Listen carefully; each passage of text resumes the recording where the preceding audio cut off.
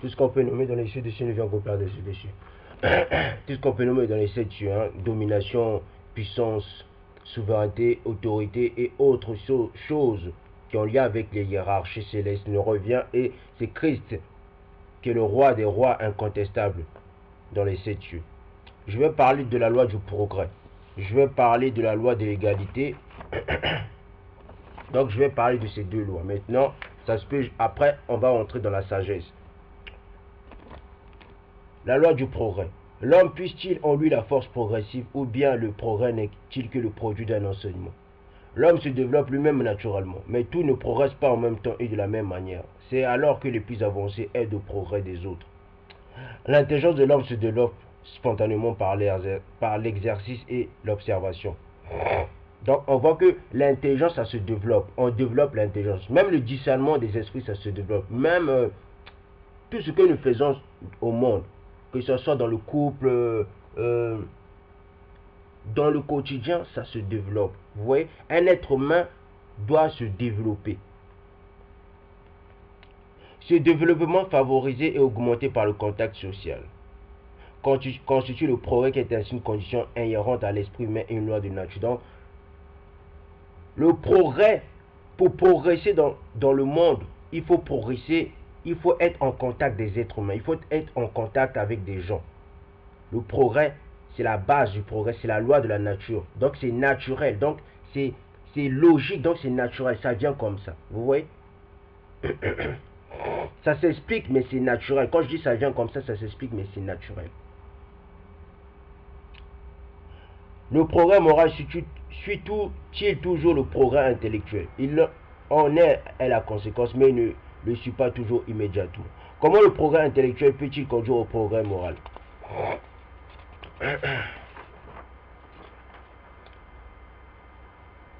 En faisant comprendre le bien et le mal, l'homme alors peut choisir. Donc l'homme a le choix. L'homme, tout ce que l'homme fait a le choix. Celui qui dit qu'il n'a pas le choix, c'est faux. L'homme a toujours le choix de choisir le bien ou le mal. L'Éternel lui a laissé le libre choix. Donc si le peuple noir veut se réveiller, ils vont se réveiller. Si le peuple noir veut avancer, ils vont s'avancer. Vous allez me dire, mais donne-nous des points d'exemple. Mais écoutez, vous savez que la civilisation occidentale, sa force même, même sa religion est basée sur les sectes. Tout ce qu'elle fait, elle se base sur les sectes.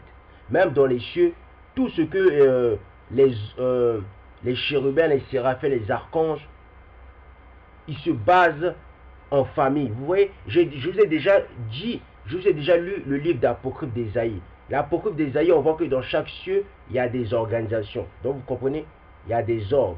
Donc, à plus forte raison, pourquoi le peuple bantou sait que la puissance de l'Occident, ce sont les sectes, ce sont les organisations. Pourquoi le noir ne veut pas s'organiser? Parce que le noir n'aime pas son frère noir. Vous voyez, le gros problème du noir dans sa tête et dans sa manière de vivre, c'est le aimer son prochain. D'accord?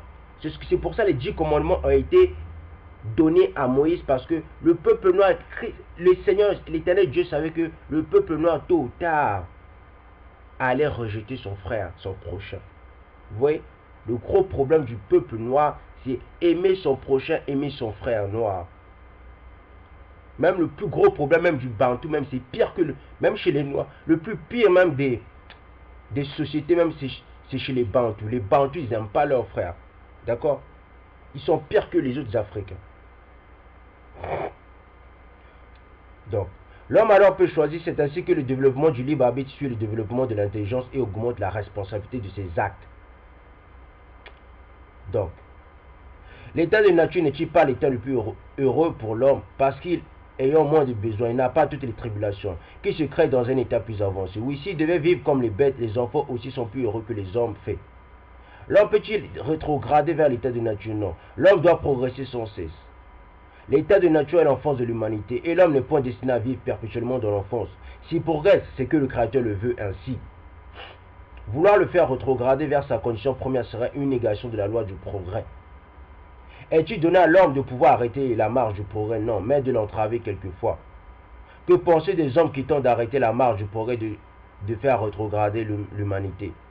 Pauvre être que le Créateur châtia, d'accord? Donc, les gens les francs-maçons, les rosicruciens, les sataniques, eux qui font tout pour rétrograder le progrès de l'humanité, le progrès de la faucratie, donc du pouvoir du noir, donc du noir, en train de rétrograder l'histoire même du noir. L'Éternel, il va venir lui-même les châtier. D'accord? Si l'homme n'arrive pas à châtier ces gens-là, l'Éternel lui-même, il va venir les châtier. L'Éternel n'a jamais dit d'aimer l'injustice. L'Éternel a dit qu'il faut aimer la justice. D'accord? Celui qui aime l'injustice, il n'a rien à voir avec l'Éternel.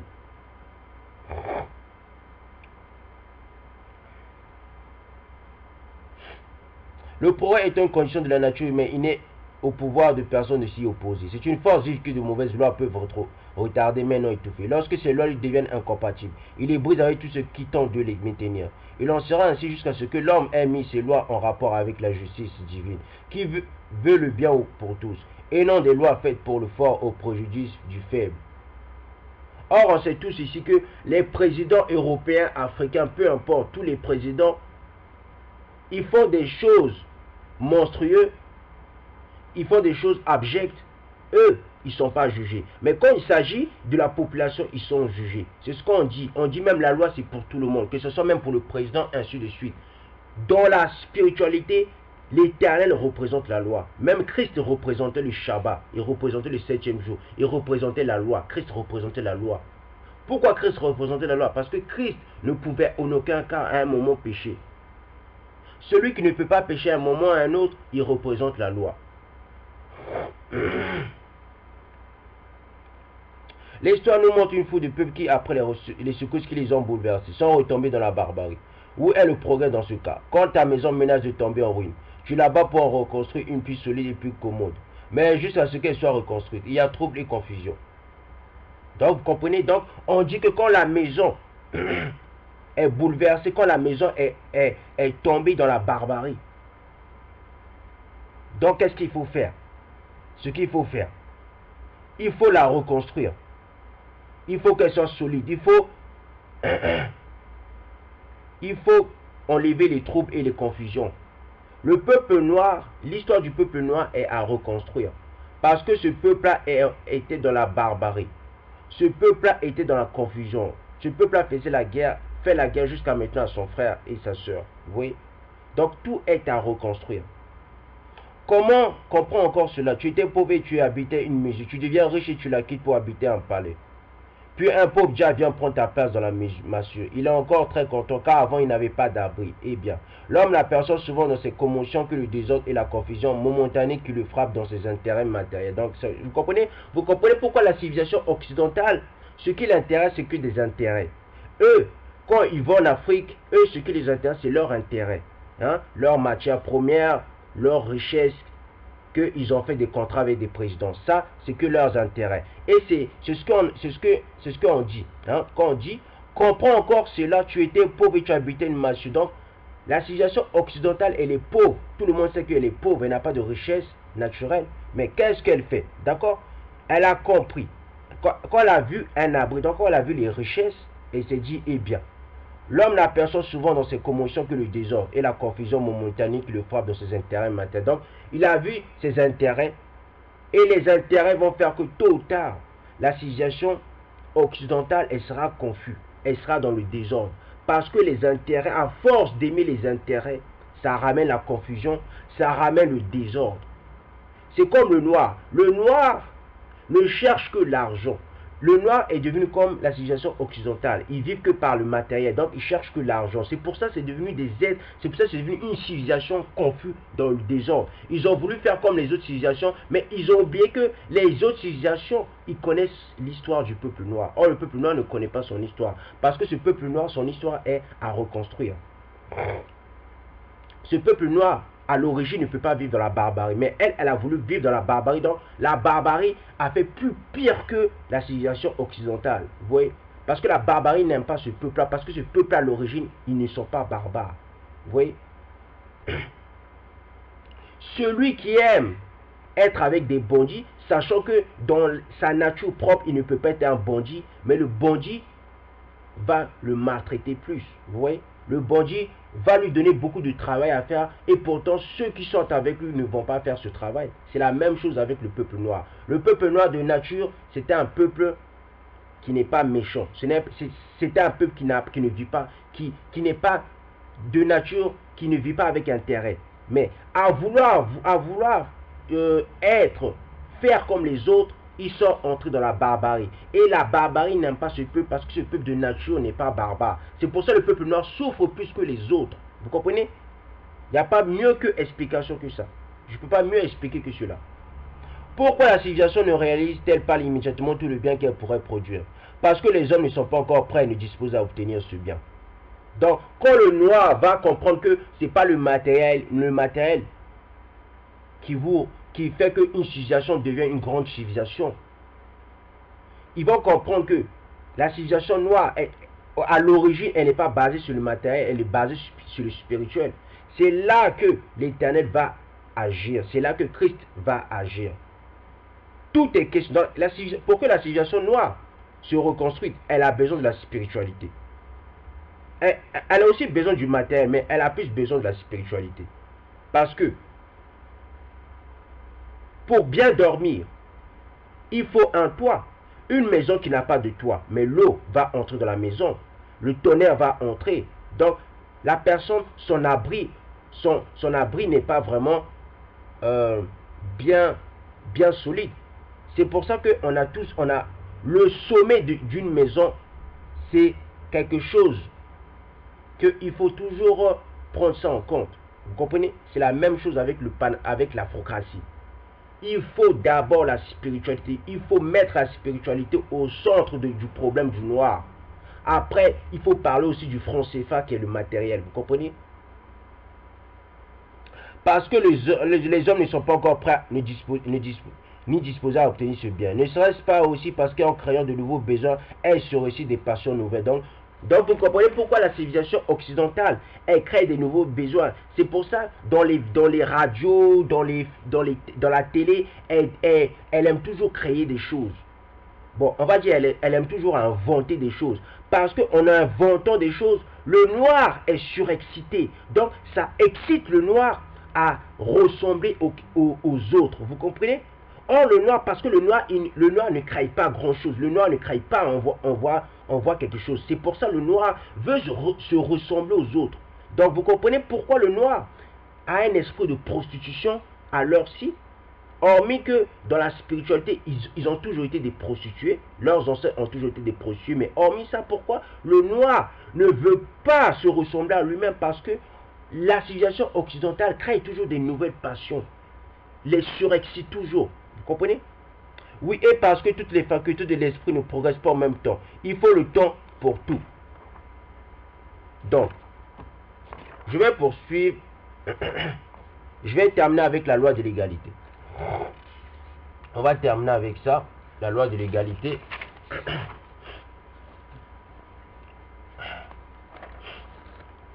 Donc, c'est quoi la loi de l'égalité? Le Créateur a fait ses lois pour tout le monde. Vous dites souvent le soleil lui pour tout le monde. Et vous dites là une vérité plus grande et plus générale. Que vous ne pensez. Tous les hommes sont soumis aux mêmes lois de la nature. Tous naissent avec la même faiblesse, sont sujets aux mêmes douleurs. Et le corps du riche est pourri comme celui du pauvre. Écoutez-moi bien, vous allez voir que dans le monde spirituel, dans le monde des âmes, le monde spirituel avec un petit S, donc le monde des âmes, l'égalité ne peut pas exister. Même Isaac nous a démontré cela. Quand Isaac a béni Jacob au lieu de Esau. Et quand Esau a demandé par la suite, mais Père, bénis-moi aussi. Si tu as béni Jacob, est-ce qu'il ne te reste pas une petite bénédiction? Isaac avait dit, Isaac avait dit, non, je ne peux plus te le donner, et non, je ne peux pas te bénir parce que toutes les bénédictions sont parties. Mais toi, Esau, tu seras un vagabond, tu vas errer par-ci, par-là, tu vas vivre de l'épée, donc tu vas vivre de la guerre. Vous voyez?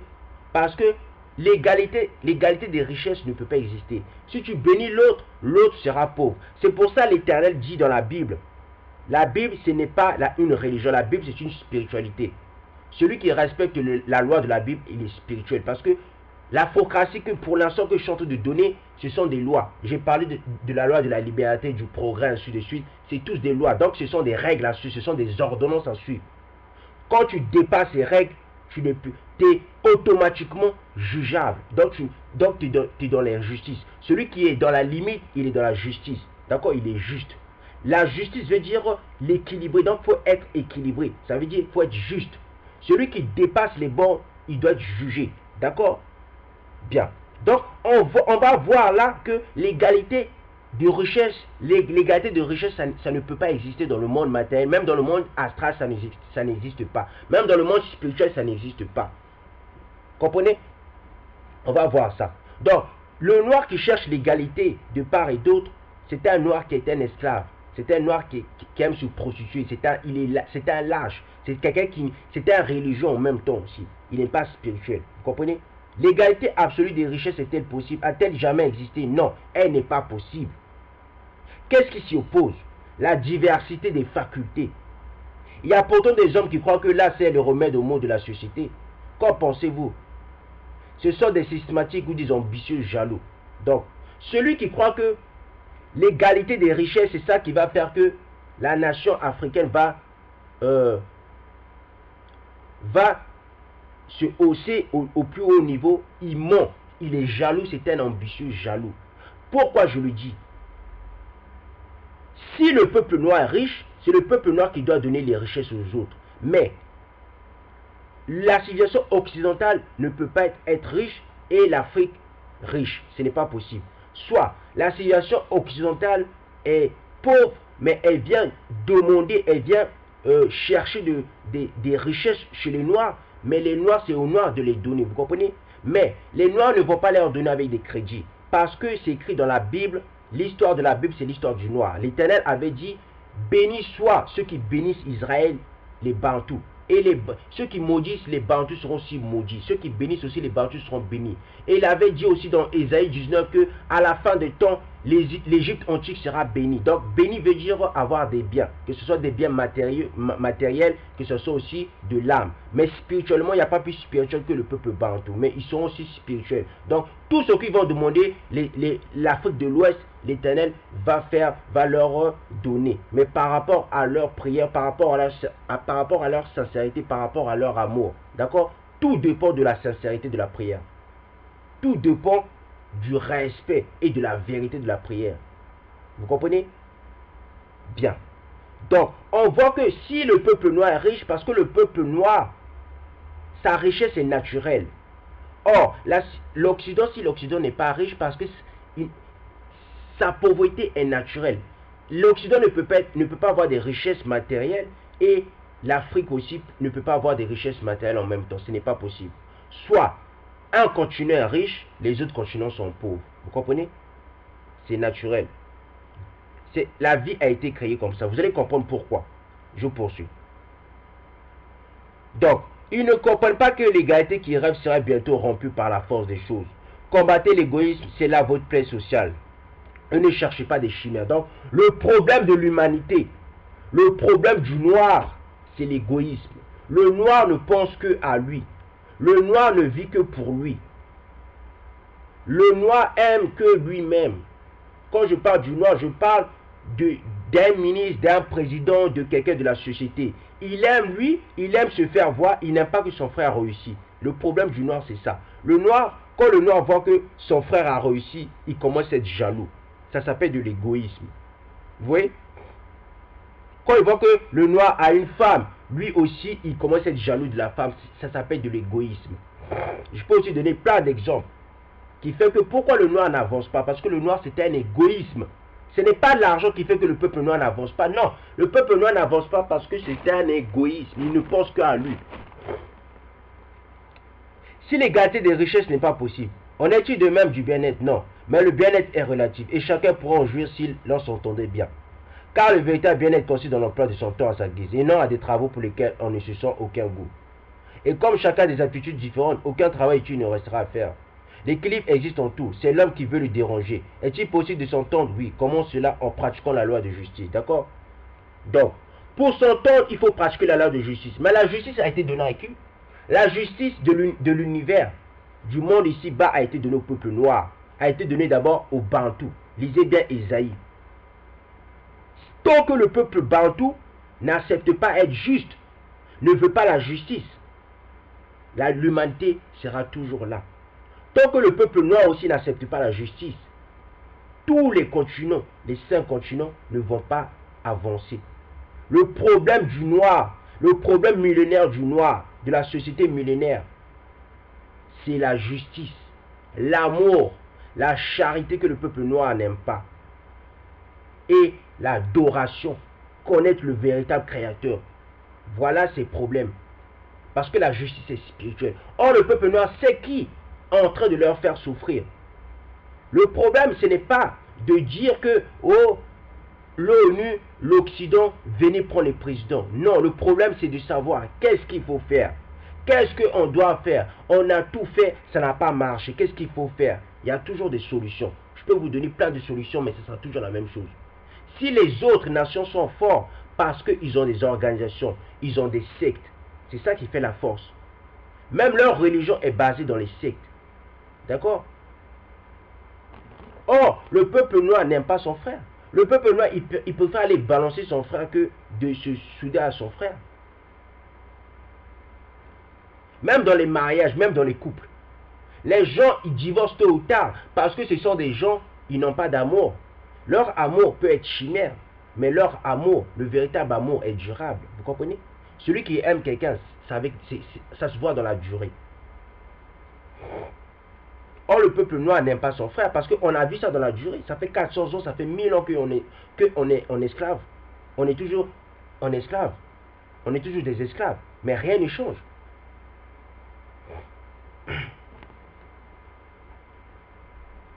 Pourquoi le Créateur tu donné aux uns les richesses et la puissance aux autres de la misère? Pour les éprouver chacun d'une manière différente. Donc vous comprenez pourquoi les autres sont, pourquoi le continent africain est riche, pourquoi les autres continents, pourquoi les autres races ne sont pas riches? Parce que c'est pour mettre à l'épreuve les autres races. Mais les autres races, ils ne sont pas spirituels. Donc les autres races, ce sont des personnes jalouses. Parce que celui qui est jaloux, c'est une personne, tôt ou tard, il commence à faire de la guerre, il devient barbare. C'est pour ça que les autres civilisations sont des civilisations, ils sont basés sur la barbarie. Or, le peuple noir, c'était un peuple qui ne s'aime pas lui-même. Il aime les autres. C'est pour ça que ce peuple-là, il est maltraité, il est méprisé. Et ce peuple-là, c'est un peuple qui n'a pas de l'amour de son frère. Il n'a rien compris dans ce monde. Ce monde-là est rude. Ce monde-là, si tu n'as pas l'amour de ta race, si tu n'aimes pas la justice, si tu n'as pas la charité, si tu ne connais pas ton créateur, ce monde-là, tôt ou tard, tu vas tomber. Nous vivons dans une civilisation de barbarie. Nous vivons dans une civilisation où le plus fort aime dominer le faible. Celui qui est faible dans cette civilisation ne peut pas avancer. D'accord? Le peuple noir n'arrive pas à comprendre. Vous êtes tous dans les églises. Mais la civilisation occidentale, ces églises, ce sont ces sectes. Ce sont les francs-maçons, les rosicruciens. C'est ça. Elle est basée sur le satanique. Or, le peuple noir, ils ne comprennent rien. Ils croient que Dieu, Christ va venir tout faire pour eux. Ils croient que Allah va venir faire tout pour eux. Non. Aide-toi, le ciel t'aidera. C'est ça la spiritualité. La religion, l'église, c'est fait pour vous enfermer. La spiritualité, c'est fait pour vous ouvrir les yeux. C'est fait pour que vous connaissiez la vérité. C'est fait pour que vous soyez libre. C'est quoi la liberté? Il existe 2 sortes de liberté. Il y a la liberté de faire le mal, il y a la liberté de faire du bien. Il y a la dépendance de la drogue, il y a la dépendance de non la drogue. D'accord? Chaque chose a toujours sa dualité. Nous vivons dans un monde de dualité. Il y a l'homme, il y a la femme. Vous comprenez? Il y a le bien, il y a le mal.